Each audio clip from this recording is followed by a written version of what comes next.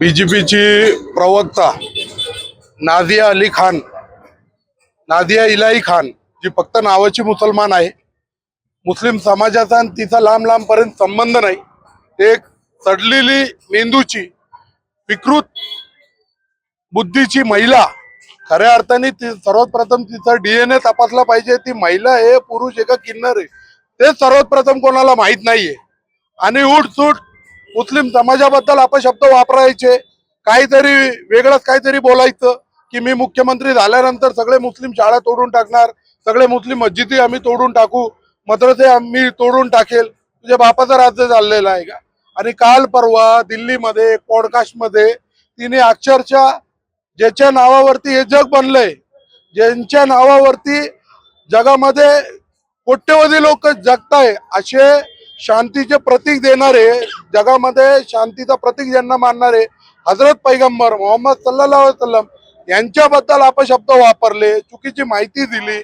आयशा रदियल्लाहु ताला अन्हु ज्यांचे पवित्राचे दाखले जगभर देतो, त्यांच्या चरित्रावरती चिखल फेक करण्याचा प्रयत्न तिने केला.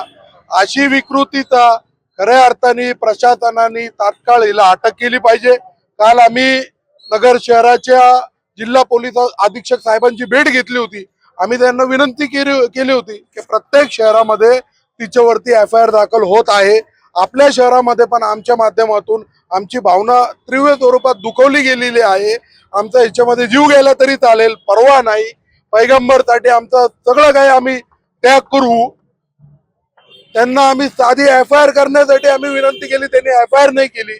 म्हणून प्राथमिक स्वरूपात मुस्लिम समाज, अहमदनगर मुस्लिम समाजाच्या वतीने तिचा पुतळा दहन करून कोटला चौकामध्ये आज तिचा पुतळा जाळण्यात आलेला आहे. हे फक्त प्राथमिक होता. हे आंदोलन हे पुढे थांबणार नाहीये. उठसूट कोणी उठायचं, उचलली जीभ आणि लावली टाळूला आणि मुस्लिम समाजाला बोलणार, हे काही चालणार नाही. आमच्या मनगटीमध्ये पण रग आहे. मी त्यांना प्रत्येकाला आवाहन करतो, जर कोणी येणाऱ्या काळामध्ये महापुरुषांबद्दल, आमच्या पैगंबर बद्दल जर कोणी अपशब्द तोंडातून काढले तर त्याला जसं तसं उत्तर दिलं जाईल कायद्याच्या माध्यमातून.